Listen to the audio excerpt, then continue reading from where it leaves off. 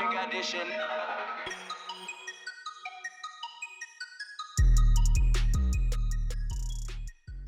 Olá, criptofãs, nós decidimos criar um conjunto de roupas, hoodies e t-shirts relacionados com o universo das criptomoedas como uma forma de vocês conseguirem apoiar o podcast Bitcoin Talks. É só irem ao site da editora Self e procurarem pela categoria de vestuário.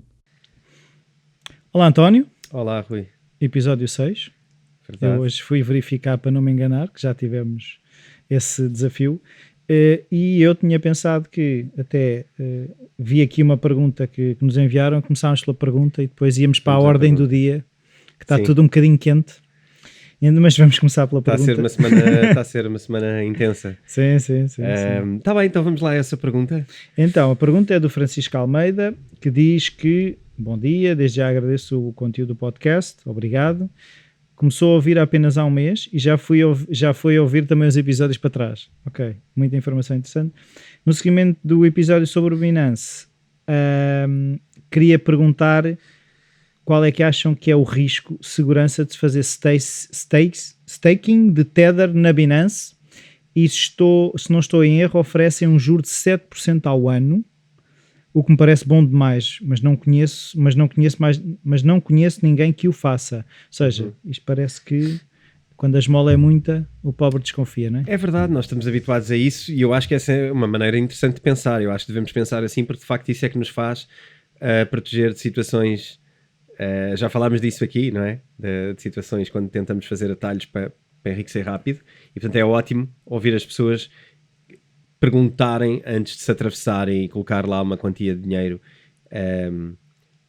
perigosa. Sim, eu acho é que se calhar eu estava a pensar, porque eu não tenho ideia, nós já temos falado do Tether aqui.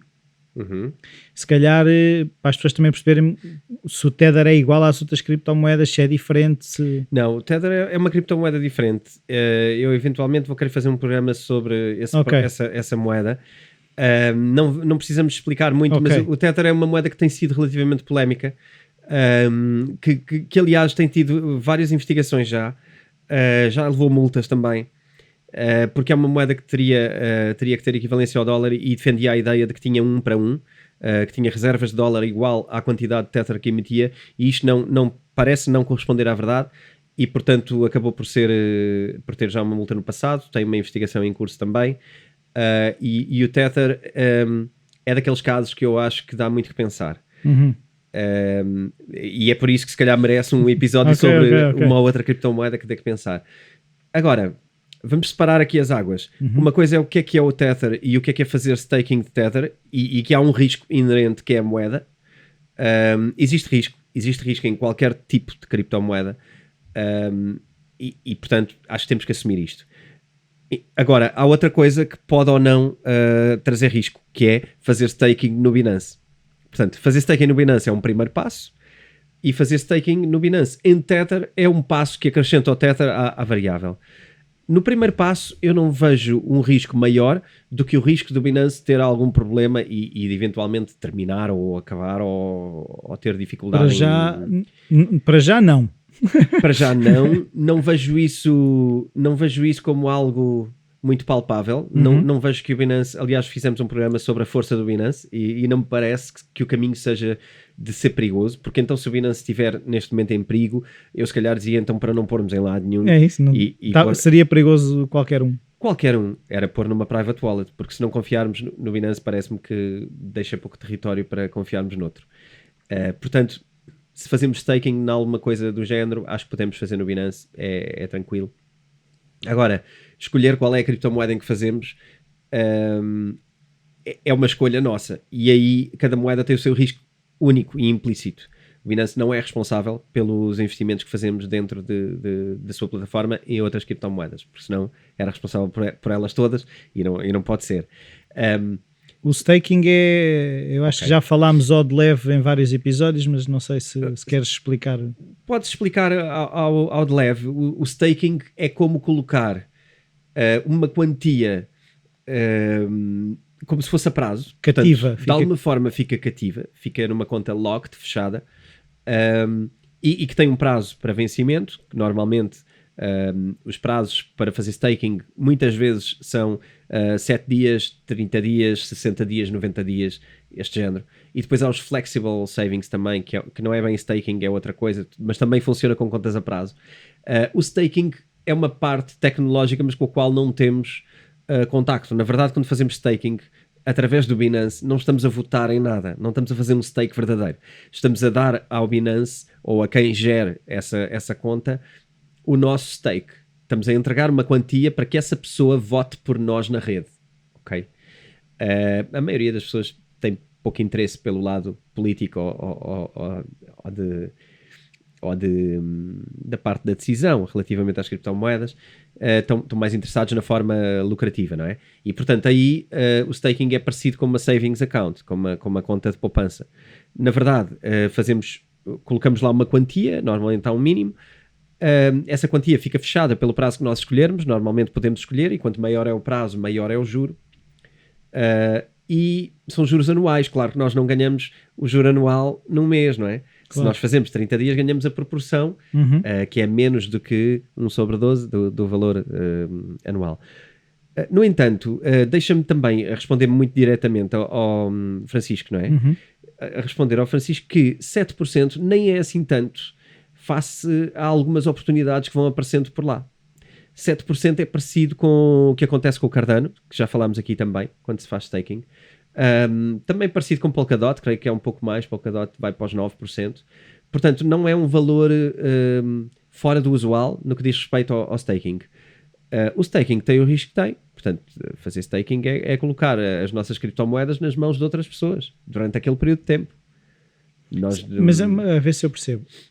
Há risco de o dinheiro que eu ponho lá ser menos do que aquilo que recebo? Não. Não, se o staking é permitido, o staking podia ser uma coisa que é volátil, mas não é. O staking, neste caso estamos a falar 7% para aquele prazo. Ok. Está fechado. E chega ao fim daquele prazo eu recebo os meus 7%. Certo. É isso. Então o risco, assim, do meu ponto de vista, qual é o risco? O risco é o de haver uma falha, de alguma maneira, ou no Tether em si, ou do Tether colapsar, de alguma forma, ter um problema grave e deixar de existir. Atenção, nós falamos muito sobre isto. Nós não podemos depois dizer que aquilo que são problemas da vida real não existem nas criptomoedas.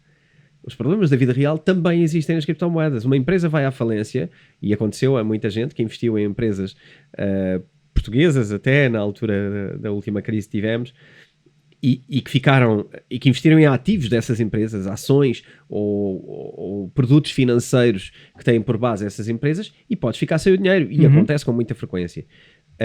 Nas criptomoedas temos que partir do princípio que isto também acontece.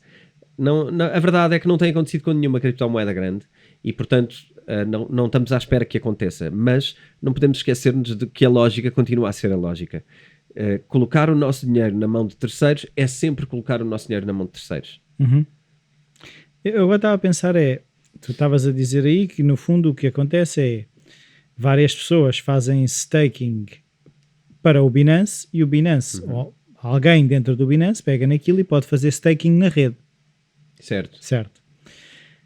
Se partirmos do pressuposto que o Binance irá dominar, se eu tiver muitas pessoas a fazer staking no Binance de determinada moeda, a posição do Binance nas opções de staking, ou as posições que pode tomar, podem ser muito grandes. O Binance como um todo, ao agregar vários pequenos, pode ter uma posição de vantagem. Eu confesso que não sei até que ponto o Binance ganha os direitos de voto e como é que os gera. Portanto, isto exigirá alguma investigação. Mas eu presumo logicamente que estamos a fazê-lo dentro do Binance, na wallet do Binance, e portanto quem tem os votos será uma wallet associada, será a estrutura. Daí que se vamos fazer staking e tivermos a carteira nativa, melhor, não é? Porque aí estamos diretamente a intervir diretamente no sistema. Portanto, mais uma vez, intermediários, vida real, já falámos muitas vezes de qual é o objetivo, é retirar intermediários. Portanto, se entregamos tudo aos intermediários, estamos a fazer algo parecido com o que fizemos antes. Este é o lado filosófico das coisas. Eu sei que as pessoas querem investir e rapidamente chegar a 1 milhão ou 2 milhões, mas enfim, eu não sei o que hei de dizer, porque acho que é um bocado contra a natura às vezes estar a falar de uma coisa quando toda a gente está focada noutra, e ainda mais num momento social e económico tão estranho no mundo que estamos a viver. Eu estar a falar de certas coisas às vezes pode ser um bocadinho distante demais daquilo que as pessoas estão a viver na realidade. Então, se calhar não mas não esquecer isto, não é? Não esquecer fundamentalmente que se estamos a introduzir o Binance como intermediário, estamos a ter um intermediário. Não há aqui, não vamos lavar isto com outra lexívia. Isto tem que ser a realidade que é o que tu estás a dizer, e estás certo. Se estamos a delegar votos, de alguma maneira, estamos a dar poder a uma peça do puzzle que já tem, se calhar, demasiado poder. Se calhar podemos fazer esse exercício também de onde é que vamos provavelmente cometer exatamente os mesmos erros que cometemos com as moedas. Pois, e eu agora estava-te a ouvir, estava a pensar, que nós fala-se hoje em dia, falaste, o objetivo das pessoas é ganhar 1 milhão, 2 milhões, já era. E aquilo que eu gostava, não sei se alguém já fez esse levantamento, é, se em termos de percentagem, há mais pessoas a enriquecer com criptomoedas do que enriqueciam, por exemplo, com ações ou com outra coisa qualquer. Se calhar, lá está, nós andamos aqui a falar de uma coisa nova, não é? Mas se calhar, aquilo que nós dizemos muitas vezes, the underlying questions, as questões de base são as mesmas, não é? Sim, eu acho que nós estamos entusiasmados com isto, e uma das gerações mais afetadas e que poderá ter ganho mais até será uma geração, se calhar até mais nova do que nós, talvez. E que se calhar nunca conheceu outra novidade. Esta é a grande novidade. Isto é uma novidade, mas estamos num timeline muito curto, porque há outras novidades. 10 anos antes houve outras, não é? 20 anos antes houve outras. 30 ou 40 anos antes houve outras. No início do século houve outras. Portanto, eu acho que houve gente a enriquecer sempre que houve coisas novas. Sempre que houve coisas diferentes. Eu acho que aqui uma das coisas que atrai muito é que as pessoas são outras. Existe um grupo de pessoas que se calhar estava muito distante do mundo económico e de repente ficou muito próxima. Se calhar a parte mais digital, mais informática da coisa, mais tecnológica. Mas estava a pensar, é assim, em termos de lógica, nunca haverá generalização de milionários, porque significa que se alguém tem muito, não serão todos, a média não será muito alta, não é? Porque para haver ricos, não é tal coisa, para haver ricos tem que haver pobres, não é? E aqui se calhar não vai ser diferente. Por isso, enquanto houver uma discrepância muito grande em quem está a ganhar muito dinheiro com as criptos e quem não está a ganhar ou está a perder, é porque se calhar as criptos ainda não estão a fazer aquilo que se propunham, não é?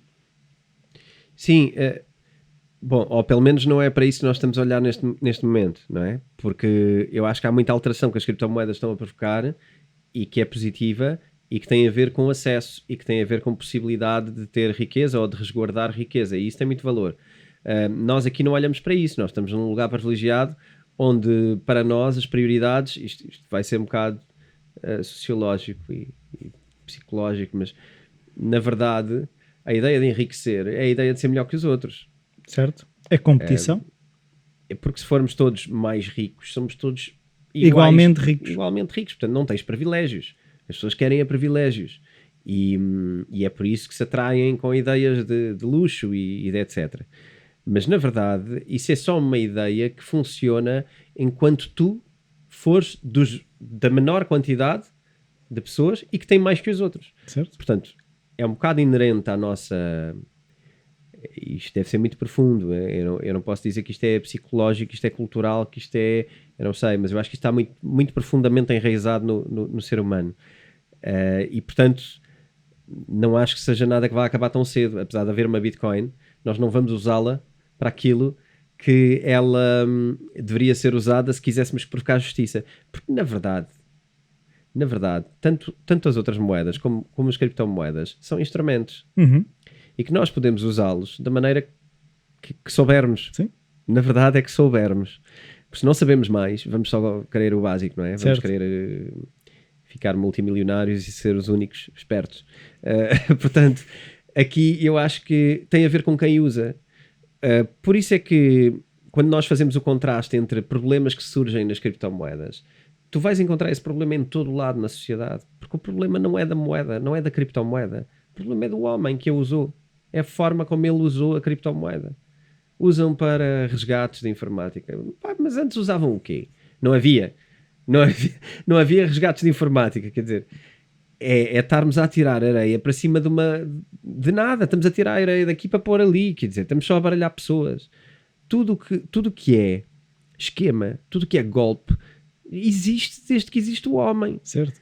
Não sei se já viste aquela série no Netflix que é O Dinheiro Explicado ou Money Explained. Já vi umas coisas, sim, já me cruzei. Pronto. E eles falam a questão dos Ponzi schemes, eles vão buscar estas questões da confiança e lá está, é o que tu dizes, seja o príncipe da Nigéria, seja o que for, o enriquecimento e esta questão de as pessoas se convencerem que vão enriquecer, são sempre iludidas por essa parte que é a proposta de um enriquecimento rápido, não é? Sim, e sem esforço.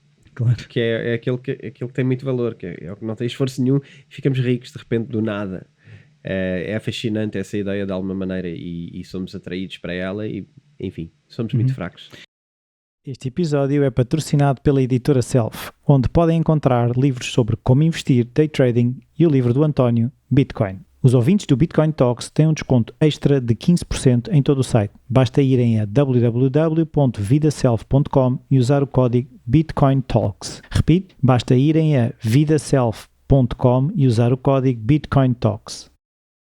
Então, se calhar, agora passávamos ao assunto quente da semana, que é o Sr. Elon Musk não conseguir estar calado, não é? Já que estamos a falar de coisas fracas, vamos falar da fraca atitude do Elon Musk, que eu hoje decidi vestir a t-shirt dela, aqui do Elonzinho, mais uma vez, e agora afirmando isto com um outro sentido totalmente diferente, in before Elon, não é? Nós já cá estávamos. O Sr. Elon pode dizer o que quiser. Isto já existia e não precisa dele. Portanto, se ele se arrepende e quer voltar para trás, estamos bem, está tudo bem. Não precisa, mas se ele abre a boca as coisas sobrem, se ele abre a boca as coisas descem. É verdade, mas isso é um bocado a telenovela, não é? E se tu gostas de telenovelas, usas mais o Twitter. Não gostas tanto, se calhar percebes o valor do Twitter, que algum tem, como é óbvio, uma fonte de informação rápida, não quer dizer que seja boa. E quando tu tens uma pessoa que tem 55 milhões de seguidores, tu percebes que ela tem uma responsabilidade para falar grande, não é?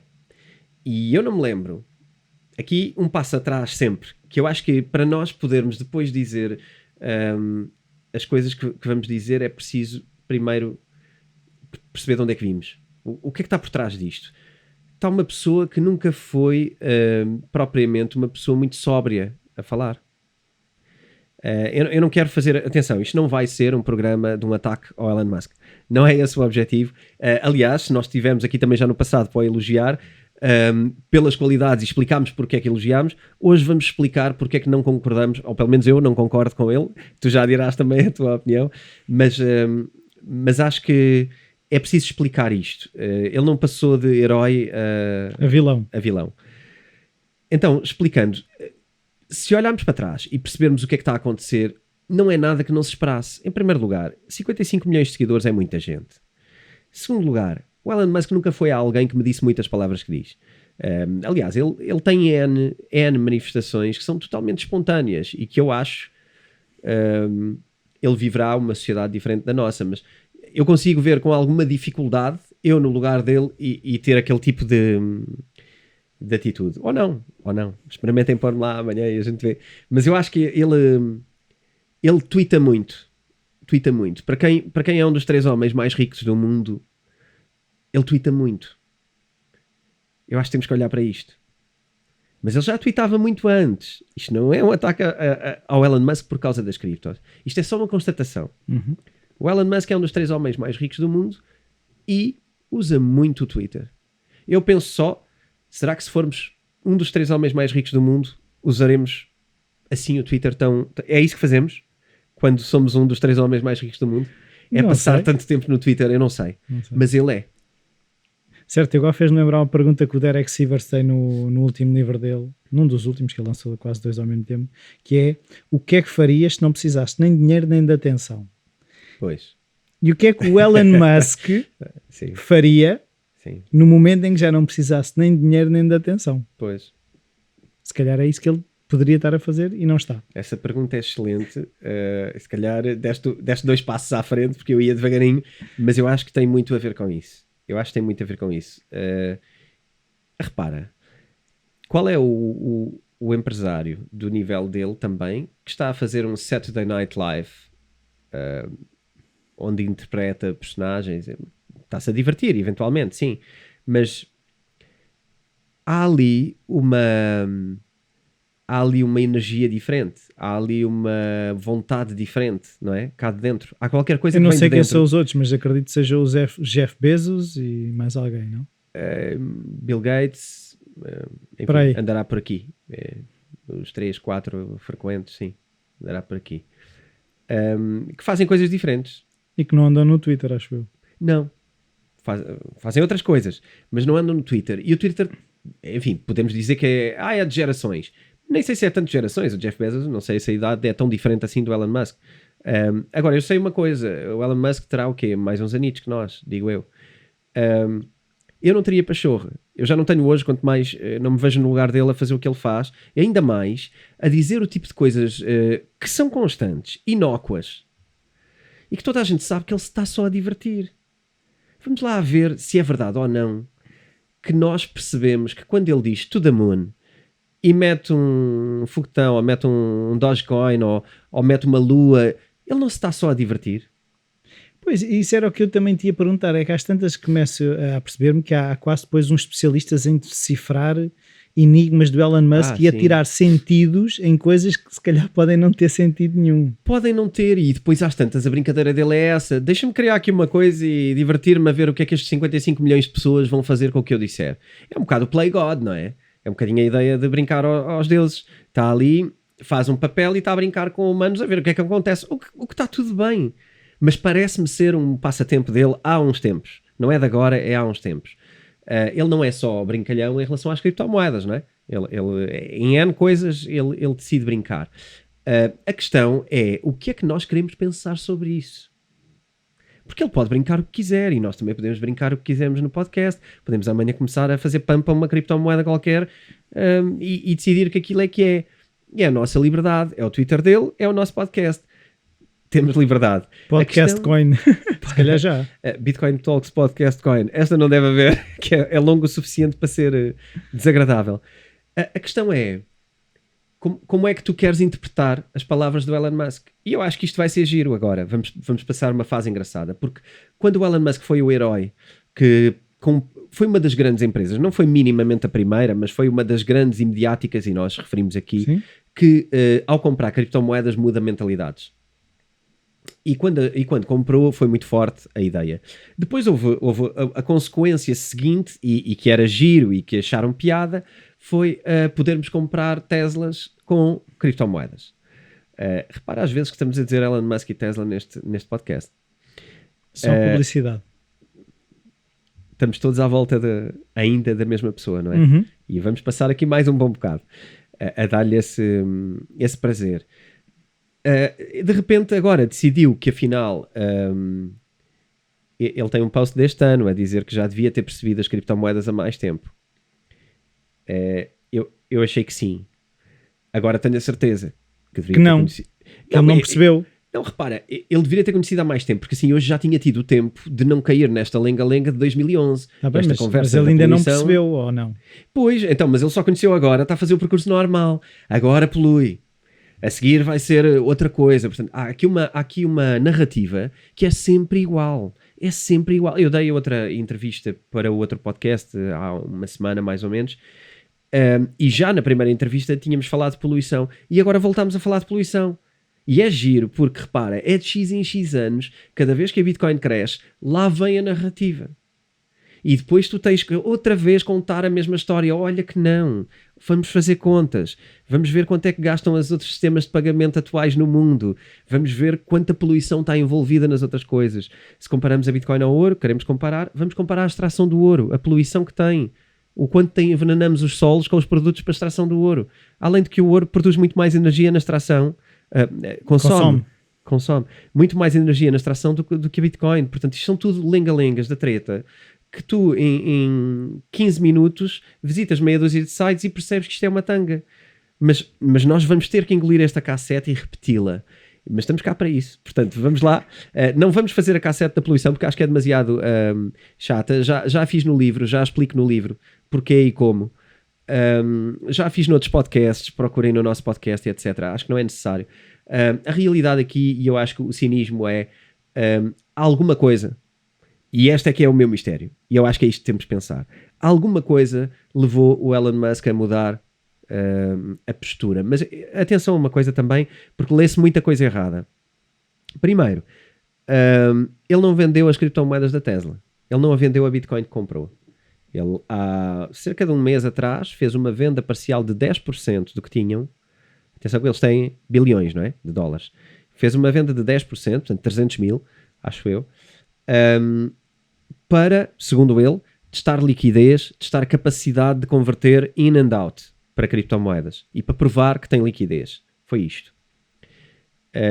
E agora, a única coisa que agora decidiu foi suspender os pagamentos para comprar Teslas com Bitcoin.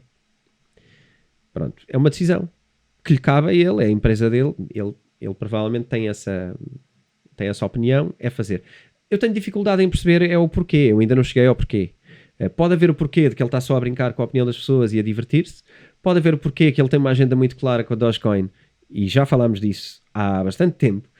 Podemos voltar a falar disso, porque acho que isso faz parte, pode fazer parte de uma das explicações. Ou simplesmente podemos achar que ele está ativamente interessado em perceber até onde é que vai a sua influência sobre o valor e a tirar proveito disso, de alguma maneira.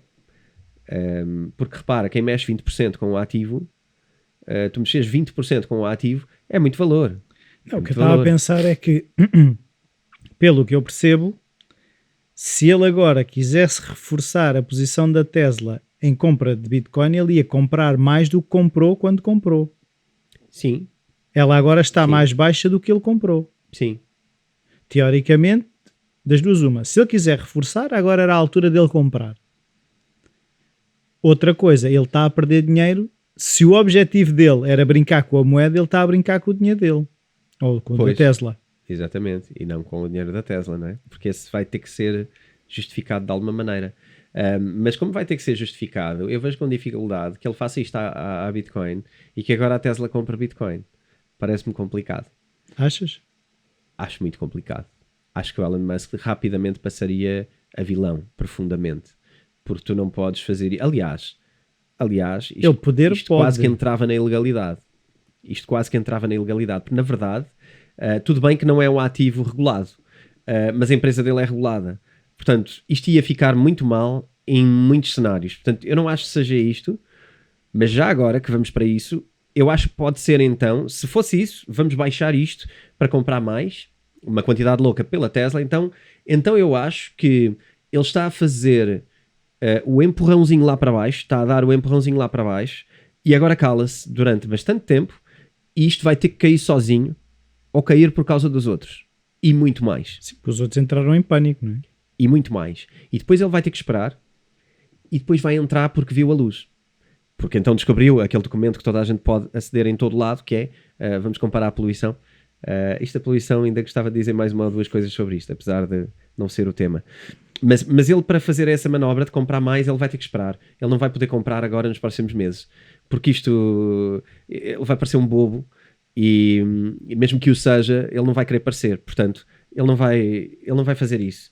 Agora, eu vejo isto a poder cair, vai para aqui abaixo, vai cair até aos 20, depois andar ali nos 20, e ali, nesse período, que se calhar se arrasta porque há muito pouca confiança, ele decide, afinal isto está resolvido, este problema, e eu não estava a par, ou então entra naquilo de uma maneira suave pela porta das traseiras, mas investe e volta a aceitar. Sim. Acho que... então pode estar a desenvolver uma solução para a diminuição da poluição.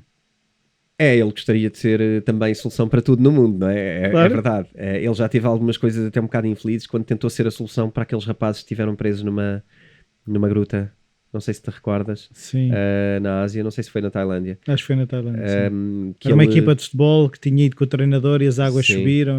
Exatamente. E depois ele quis ser solução, e amanhã a Tesla tinha uma solução e tal, só que depois aquilo não era nada, não é? Era só conversa, e ajudou muito para já ele foi muito criticado por outras pessoas que disseram que aquela solução não tinha pés nem cabeça, e isso caiu muito mal. Mas por outro lado também não fez nada, não é? De facto, acho que não ajudou, não conseguiu ajudar.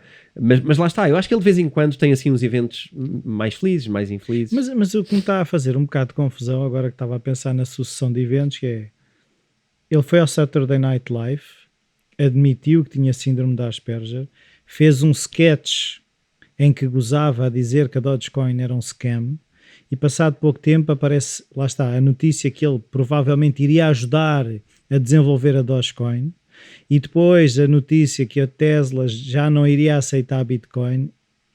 A questão é que é tudo muito próximo à sucessão de eventos. Pois, é por isso que eu te perguntei no início do programa de hoje se gostas de telenovelas. Porque isto é uma telenovela para quem quiser. Repara, vamos começar por essa história do início. Ele vai ao Saturday Night Live, e já se sabia que ele estava a fazer pump à Dogecoin anteriormente, não é? Nós já fizemos muito antes um programa sobre... Ele já o tinha feito antes, depois voltou a fazer. E aquela semana, acho que até já falámos disso, e eu pelo menos numa outra palestra já o disse, que tive entretanto, muito atentos ao Dogecoin durante o Saturday Night Live, porque aquilo estava num momento alto, estaria perto dos 70 cêntimos.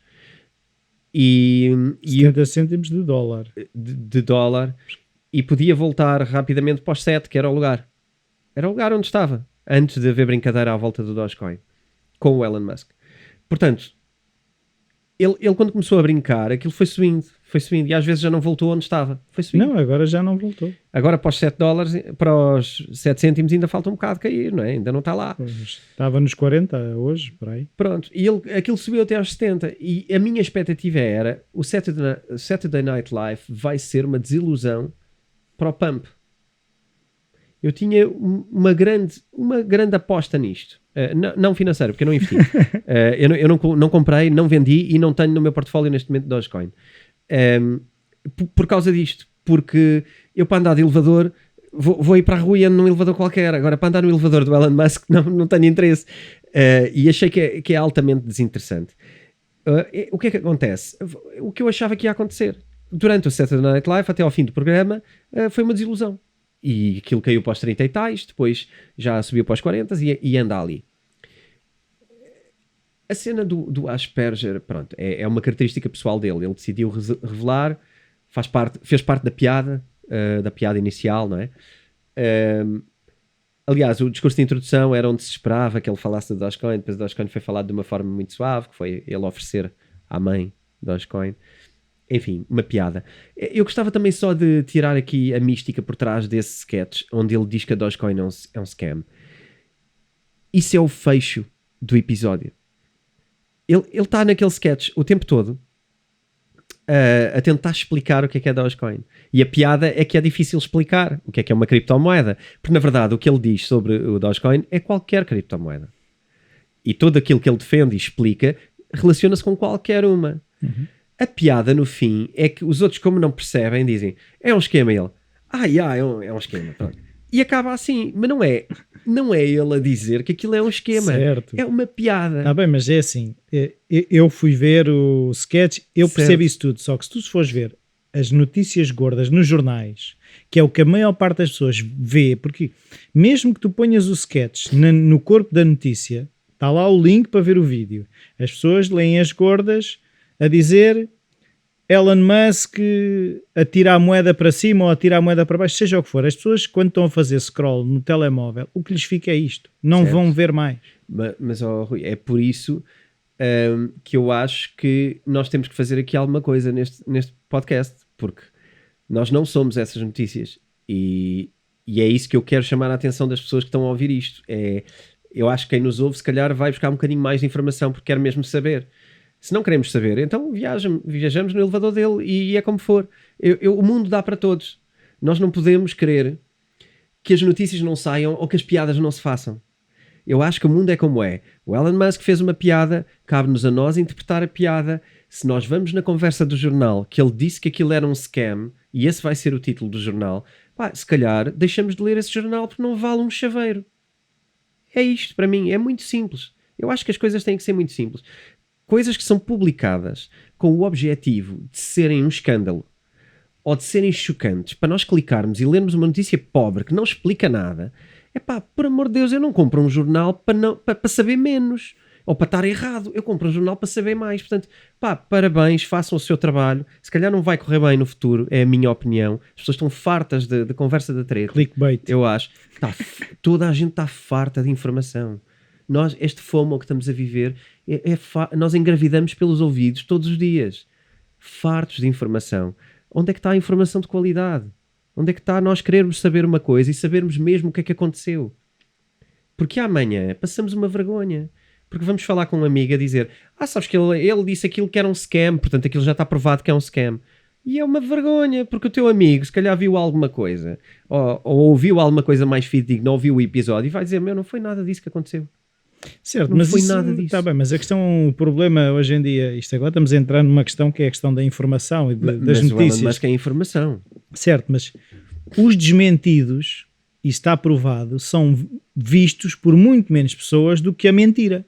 É certo. A questão é, se eu digo o António é o maior, depois não, afinal o António não é o maior. O António é uma porcaria, e depois vai o desmentido. Não, isso as notícias estão mal. Ninguém vai ler aquilo, ou seja, as pessoas leem que aquilo é um scam, mas depois se vier uma notícia a dizer, afinal, e até está lá nas letrinhas, não, ele estava a brincar.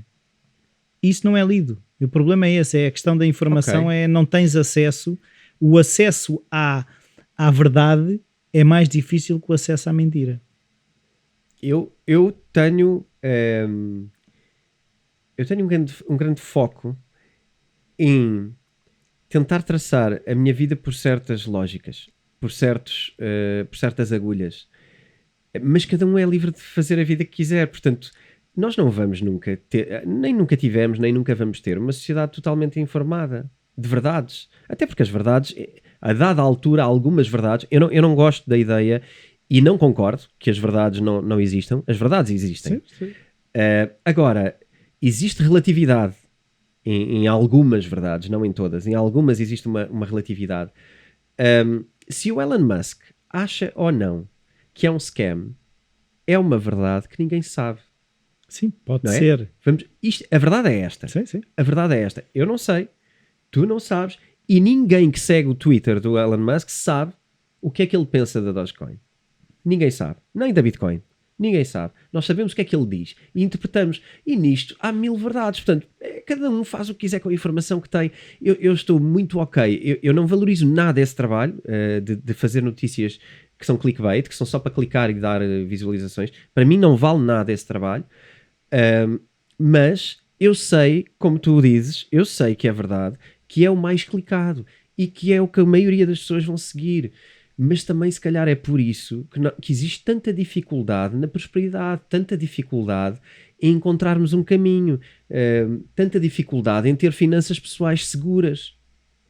Tem a ver com a forma como nós lidamos com a informação, como nós nos educamos, como nós tentamos aprender ou não, quando investimos numa coisa vamos a fundo ou não. Porque essa vai ser a diferença quando a Dogecoin chegar um dia, se chegasse a $10 e a seguir cai para 5 cêntimos. Algumas pessoas sabiam que ia acontecer e outras vão achar que aquilo foi uma surpresa. E só tem a ver com o que é que andaste a ler, não é? Certo.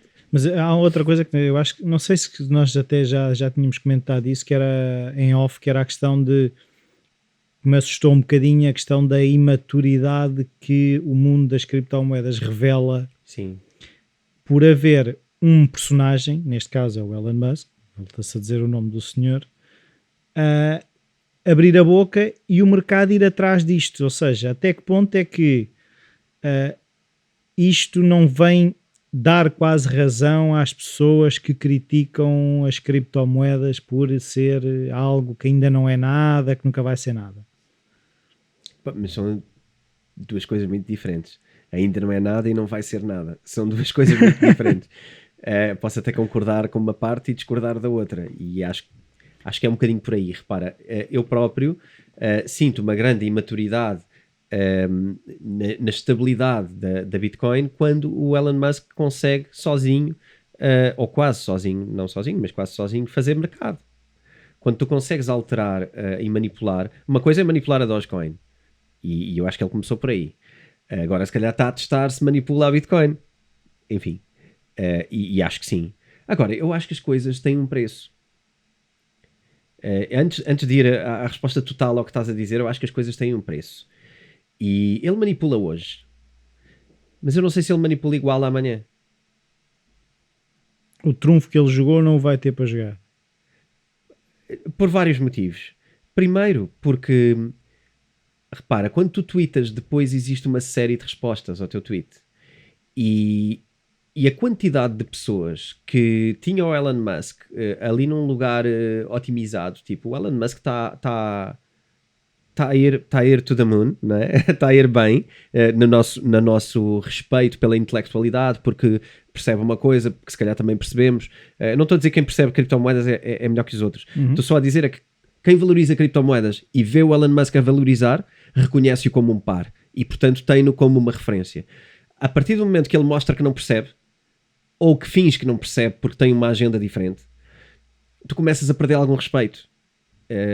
Pela ideia dele, pela forma como ele fala, pela liberdade a que se dá de fazer pessoas perder dinheiro, porque esta é que é a verdade. Ele podia estar a fazê-las ganhar dinheiro ontem e hoje está a fazê-las perder dinheiro. Portanto, ele está-se a dar ao luxo de ser essa pessoa que dá e tira dinheiro às pessoas. E eu acho que isso é um lugar que perde algum respeito de algumas pessoas. E depois tu tens outra coisa que é, quando tens um tweet, tens N respostas e muitas vezes tens pessoas relevantes a darem respostas.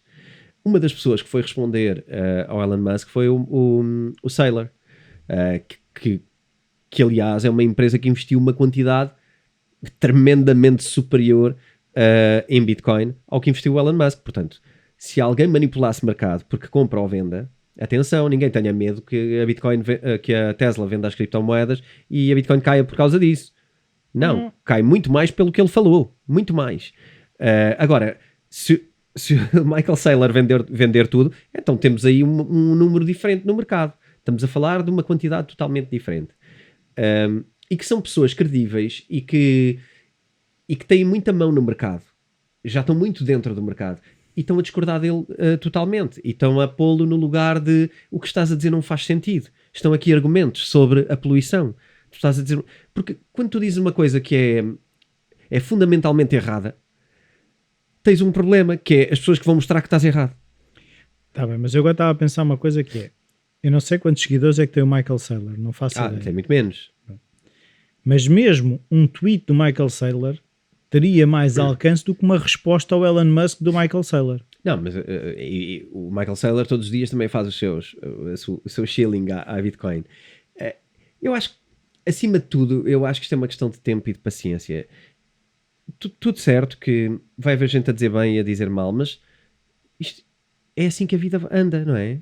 Amanhã é outro dia e não, se quisermos fechar hoje, o mundo acaba hoje, então pronto, o Elon Musk deu cabo da Bitcoin, acabou-se, agora já não é nada. Mas o mundo amanhã está aqui outra vez e as pessoas que tinham Bitcoin e acreditam vão continuar a acreditar. O Elon Musk aos poucos acho que vai perder um bocado o respeito dentro do mundo das criptomoedas, porque é um processo. Tudo bem que é como tu dizes, a quantidade de pessoas que vê é sempre diferente, mas são cada vez mais. E quando tu tens dúvidas, tu fazes um scroll para ver, será que é verdade isto? E tu vês as respostas. Epá, e é demasiado óbvio, percebes? É rápido. Eu acho que é uma conclusão rápida. Não vejo que... Eu acho que vai custar. Acho que este momento vai ser um momento difícil. Acho que pode ser um momento de queda prolongado. Mas lá está. Quem diz isto e amanhã diz o contrário da mesma coisa. Quer dizer, repara que no meio disto ele também diz outra coisa que eu gostava de trazer porque acho que é altamente relevante.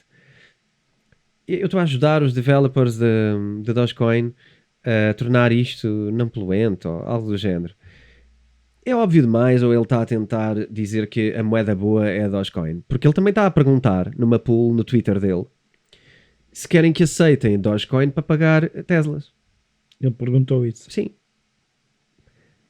Portanto, será... Isso é bastante questionável, não é? É assim, se os criadores da Dogecoin sempre afirmaram que aquilo era uma brincadeira, como é que é possível agora virem com essa pergunta de querem aceitar uma brincadeira? Então se eu for atirar confetis para a fábrica da Tesla também me dão Teslas? Eventualmente podes convencer o Elon Musk que é melhor do que Bitcoin. A mim não me convences, mas poderia ser, não é? Repara, esta história do Dogecoin está muito mal contada, principalmente a parte de ajudar os developers. Porquê? Em primeiro lugar, porque os developers vieram dizer, os atuais, que não é ninguém, ou seja, para já a Dogecoin não tem developers, tem 2 criadores originais, tem um criador e um developer original, que fizeram aquilo como uma brincadeira e começaram a desenvolver umas coisas, deixaram aquilo há uns tempos e, portanto, aquilo está a correr. Há umas pessoas que contribuem com coisas, mas quer dizer...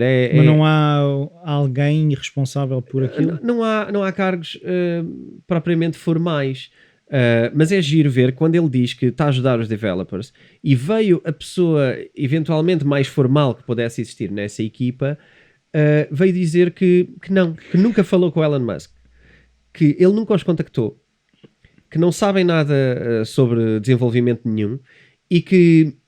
veem com muito bom grado que ele possa contactá-los a propor alterações, mas que para eles lhes parece que a Dogecoin está muito bem assim. Pronto.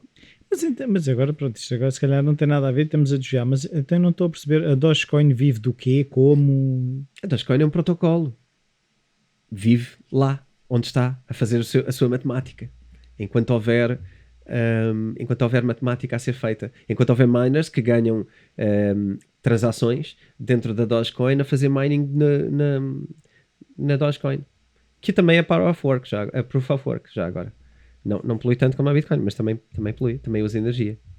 Portanto, não consigo mesmo ver onde é que está o ponto. Mas ainda mais giro, queres ver mais giro? Por causa desta brincadeira toda, deve-se ter fartado. O criador da Dogecoin veio dizer uma coisa nada agradável ao Elon Musk, sobre o Elon Musk. Traduzindo para português à letra, é: o Elon Musk sempre foi e sempre há de ser um vigarista. Uou, isso é um bocado forte. Isto é uma frase forte, mas é a tradução à letra. Grifter é a palavra que ele usa, significa vigarista de pequeno roubo.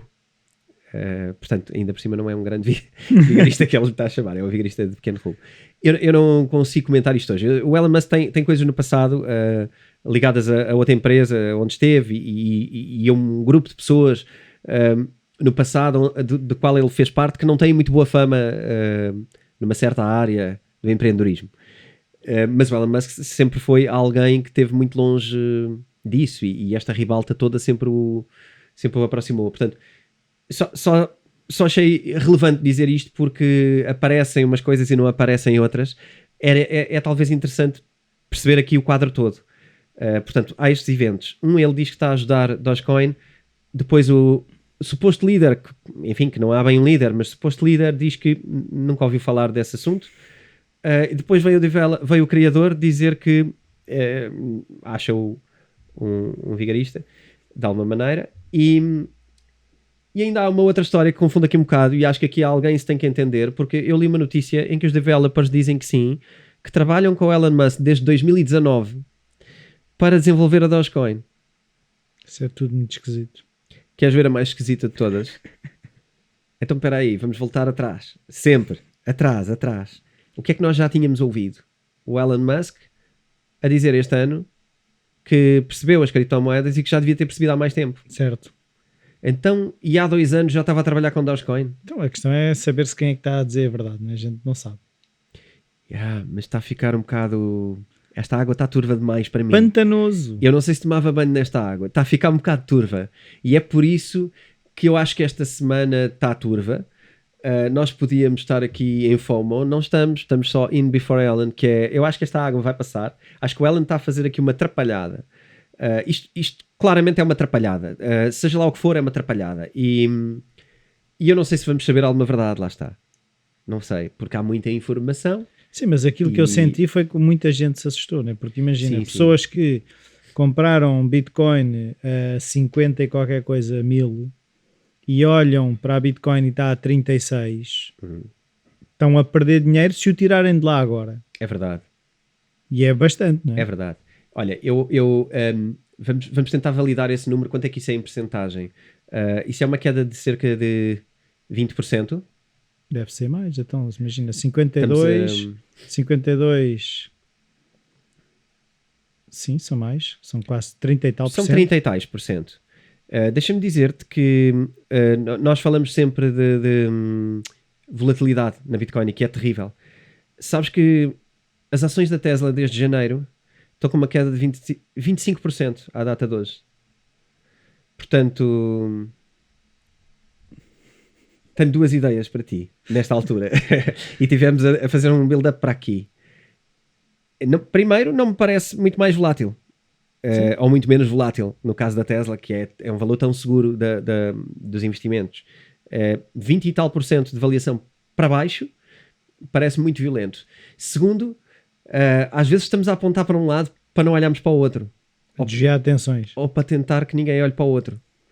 Porque senão, repara, há uma semana atrás as ações da Tesla eram muito mais voláteis do que a Bitcoin. E aliás têm sido muito mais voláteis e teriam caído muito mais.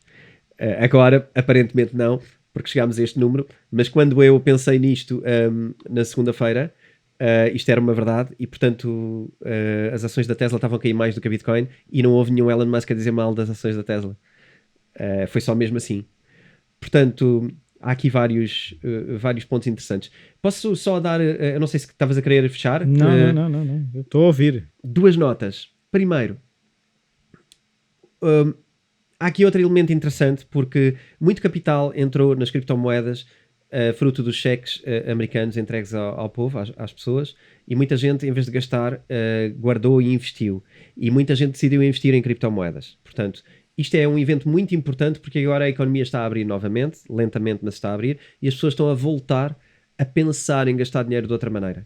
Já não estão, já veem o mundo a abrir, já veem a loja de roupa a abrir, já veem os relógios a aparecerem na montra e vão querer consumir. Portanto, não vão poupar daquela maneira e, portanto, é natural que haja um afastamento. Se fores ver a Bolsa de Valores, a mesma coisa. A Bolsa Americana está a ter uma queda brutal nos últimos 2 meses. Portanto, acho que há uma tendência. O dinheiro está aí para o outro lado. Certo, mas se as pessoas pegaram em dólares, compraram Bitcoin e agora querem ir comprar coisas, vão convertê-las outra vez em dólares. Mas vão perder no câmbio. Sim. Sobre isso, é matemático. Se está a valer menos do que quando compraram, sim. Mas se compraram em janeiro, talvez não. Não é? Ou em dezembro. Portanto, andaram estes muitos meses a comprar. A Bitcoin veio, atenção, há muito tempo, ao contrário, não há muito tempo, a Bitcoin estava nos 10 mil. Não foi há muito tempo, não foi há um ano, foi há menos de um ano. Portanto, estamos a vir de uma subida de 10 mil até aos 50 mil. Sim. No entanto, também há outra coisa que é relevante. É verdade, quem comprou agora no final do tempo e já vai vender, vai ter um prejuízo acentuado. Mas às vezes não tem a ver só com quem sai. Tem a ver com a redução de quem entra. É o inflow. Está a vir uma quantidade grande de dinheiro para Bitcoin e agora de repente estanca porque o pessoal vai consumir e não vai estar a entrar em Bitcoin. Basta estancar que às vezes o outflow de quem estava a vender por estar a tirar lucros pode fazer baixar o valor médio, porque isto, na verdade, é sempre a lei da procura e da oferta, não é? Repara que tu, com a quantidade toda de gente que tens visto a entrar em Bitcoin e que tu vês, é muita gente, mesmo à nossa volta eu acho que se percebe, é muita gente a entrar em Bitcoin. Se essa gente parar de entrar, o valor tem que cair, a menos que alguém também pare de vender. Portanto, se tu quebras na entrada, o valor quebra. Eu acho que há aqui uma soma de mais coisas. O Elon Musk acho que é um tipping point, acho que é uma coisa que está a tornar uma bola de neve maior do que ela deveria ser. Mas são mais motivos para acharmos que pode não ser também só um Elon Musk com as suas mensagens às vezes enigmáticas. Não sei se tocámos o ponto todo do Elon Musk. Eu acho que sim. Não, eu acho que tocámos nos vários pontos que eu por acaso ao longo da semana que fui pensando, mas era sobretudo estas questões do mediatismo e da imaturidade foram assim as duas grandes questões e pelo menos eu estou esclarecido. Então, para quem quiser brincar aos enigmas, deixa um último enigma. No meio destes posts, um dos últimos que o Elon Musk fez, tem uma imagem de um carro e se fizeres uma imagem, percebes que ele, no mostrador digital do carro, está escrito Don't Panic. Ok? eu não sei o que é que isto significa, nem para quem, mas quem quer brincar à telenovela e queira ligar a isto de alguma maneira, pode ver aqui que pode haver alguma agenda e que se calhar... mas isso já está a entrar naquele registro de ouvir os discos ao contrário, que está uma mensagem satânica e não sei o que. Isso aí já me começa a ser um bocadinho... Mas olha, mas era bom marketing ou não era? Era bom marketing. Era bom marketing, lá está. Só se for por aí, mas lá está, as pessoas que... Eu aí tenho que concordar, don't panic, pá. Mantenham a sanidade, não é? Sim. Não vamos entrar nesse jogo. Sim. Fica ao critério de cada um. Certo? Mandem perguntas. Mandem-nos perguntas, desafiem-nos com mais ideias até sobre este assunto. Deixem comentários também nos vídeos no YouTube. Sim, deem-nos aqueles thumbs up, um fixe, se gostaram do que dissemos, se não gostaram, digam porquê também, isso é importante. Podem pôr um thumbs down, mas digam porquê. Subscrevam, porque é da maneira que recebem automaticamente as coisas e também nos dão um bocadinho mais notoriedade, se calhar, com o podcast. É. E eu já fiquei a saber por uma pessoa que ouve o podcast que eu tenho que deixar de dizer e já me estive a tentar controlar. Reparei que ainda há alguns que saíram, mas lá está, o feedback o feedback é importante. É importante. Estamos sempre a melhorar. Então, bitcointalks@editoraself.pt. Mandem perguntas. Procurem também no site da Editora Self as t-shirts. Agora que, se quiserem mesmo provar que entraram antes do Alan, a gente temos lá umas engraçadas sobre estes temas, sobre o FOMO, sobre o nosso próprio Bitcoin Talks. E é uma forma de nos apoiarem. Sim, é isso mesmo. Está dito, não é? Então, até para a semana. Espero eu com melhores notícias. Também eu. Adeus. Até à próxima.